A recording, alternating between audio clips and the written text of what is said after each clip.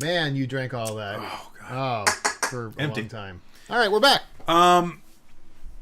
Yeah. So you asked a question about the video game journalists, right? And I this is interesting. I don't know. Can I just say something too about the general state of video game journalism? No. It's okay. Okay, go ahead. But I think that's one of the reasons why we're here, right? I mean, one of the reasons that Clan of the Grey Wolf is here is because we thought that just kind of the whiny, bitchy, generic video game journalist out there was getting kind of old, right? Well, among other... And there are brilliant people out there I read all the time. I'm not saying that. What I'm Sure. saying is that there's a kind of stereotype for the video game journalist. Am I right about that? I think there's a stereotype for video game aficionados in general. Fair enough. Okay, there you go. So And that's whiny fanboys. and there's whiny fanboys that have like way too much acne and play a lot of World of journalists Warcraft. the ultimate fanboys? Even though they pretend not to be? So I don't know. every single blog has that. Like Josh Topolsky on Engadget, right? He was a hardcore Apple fan. And so whenever he would review anything that wasn't Apple, everyone was always looking for him to like shit all over everything that wasn't Apple and to just love every single thing that was Apple, right? Mm-hmm. And Josh Topolsky's a great journalist, and I think he's fantastic, and he's not with Engadget anymore, and I think Engadget suffered for it. But everybody has their favorites, right? You're a total Nintendo fanboy. What? I don't really care. What? I just happen to think Microsoft has a better handle on things than than the other two companies right now. And you're an Apple fanboy. I don't like Apple Isn't at that all. weird? You're an Apple and Microsoft fanboy. I clearly don't even have and an iPhone. Android fanboy. I do. I love Android. Oh my god. I do love Android. You're a fanboy of everything. I'm just a fanboy. I'm Anyway. fanboyish. I'm a mother fanboy. What's the difference? That sounds different. Yeah. So no, I think I don't know. I'm not sure you ever get past the bias, but that's not what I'm talking about. I'm talking about the whiny, oh bad. That thing was so lame. Why did they have all those people there to watch that stupid crap? And that's why it's not that a video game journalist needs to be like, oh my god, it's the greatest thing ever. Whoa! But they don't just say, wow, okay, this is, there's this. They whine. They whine about, oh man, this press conference sucked. So Isn't bad. it so awful that my job is to be flown out here to watch this, the greatest gaming event that happens every year and get my hands on all the new stuff? God, it sucks. Life is so awful. The state of the gaming industry is so deplorable. I'm going to go jump off the LA Conference Center building, whatever it's called. So I guess in some weird technical way, okay, here we go. We got Pat, who also Pat the Punk Effect. Punky. Pat the NES Punk, who is also there at E3 repping Retroware TV with me. So he can also join in on this with his thoughts. But when we were there, we watched some games, we're like, this isn't very exciting. Blah, blah, blah, blah, blah. And then we are daily wrap-ups, which are also on clanofthegreywolf.com right there. And we said, hey, you know what? I mean, this wasn't very exciting. Like Microsoft Glass. We're like, I mean, it looks like it's pretty much just another way for them to invade your media center. I'm loving it. I loved Microsoft Smart Glass, so that was cool. I mean, it's what it is. I like that a lot more than I like the PlayStation Smart Book or whatever it's called. I didn't find it exciting, but I wasn't like, betrayal! No, of course. Oh, Of mother, course. Yep. stupid crap! I know. And unfortunately, you have a lot of actual video game journalists, like for video game websites. Yes. Like, well, I don't want to name Joystick, but this is the worst E3 ever. Yeah. My point. Yeah. That doesn't help. Even those guys have a very makes thick them- layer of snark about how much, this is an exciting press conference. It's like, what the hell is wrong with you guys, man? Like, and that's part of why I wanted to ask. Does he, if you listen just to these guys, it sounds like E3's a worthless piece of crap. Exactly. Which is why I think we get... And I don't think that. The echo chamber. The echo screen, live. On clanofthegreywolf.com. Watch it. The echo chamber of, man, this is awful. It sucks. It's so awful and terrible. I hate it. It's just, the worst thing that's ever happened. Right? I mean, media always generates some kind of feedback loop. This is part of that. Mm-hmm. I'm happy to say that I think we are a little break in that chain. At least I hope we are. Hopefully.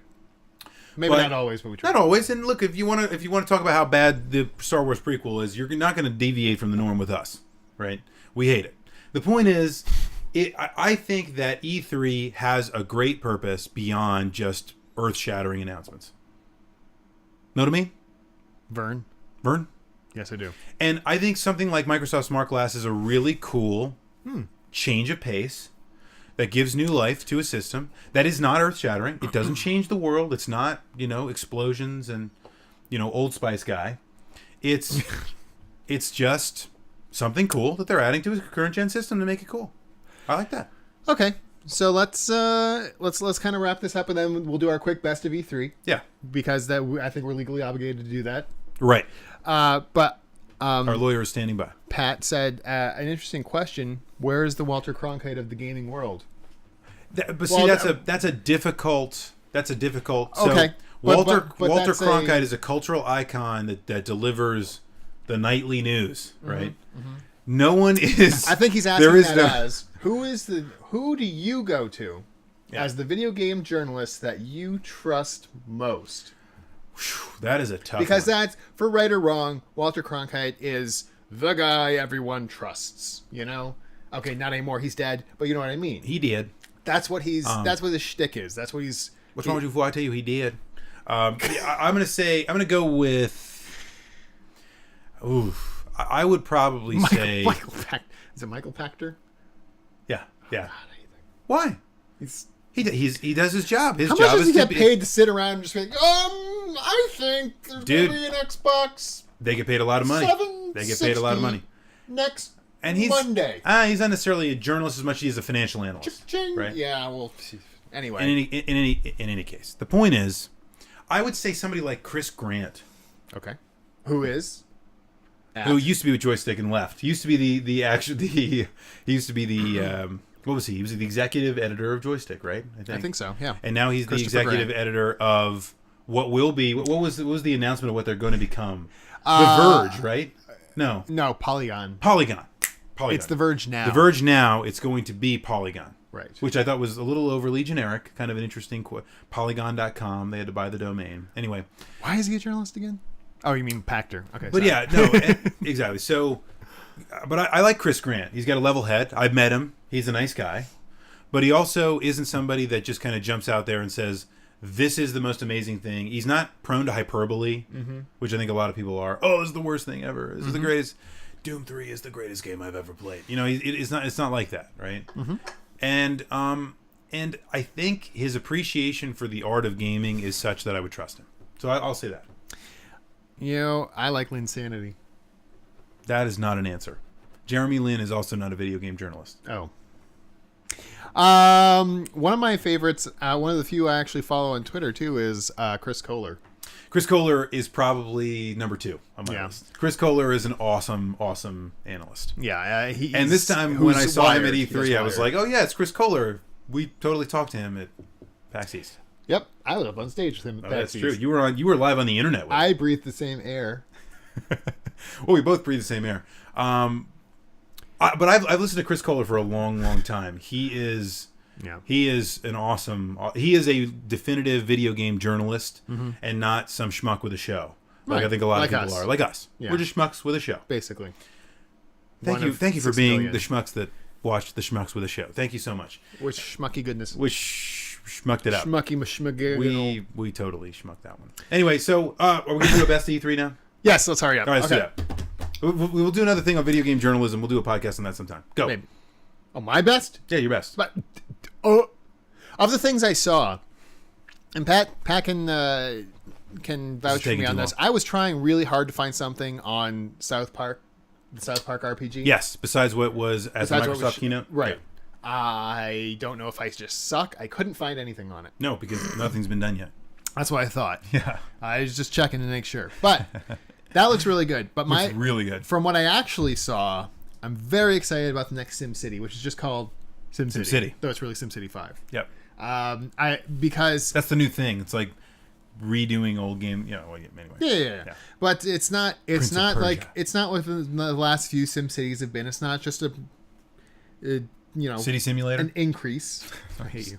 It's not just a slight increase in graphics and this and that, and adding a few things. It's not like what Apple's doing with the iPad. No, it's which they do a damn good job with. Yeah, but they made it very different. They have the you're always online, which makes people think of Diablo 3 and kind of cringe, but they're looking to not have any problems like that. Hopefully they won't. Yes. But there's a point to being always online.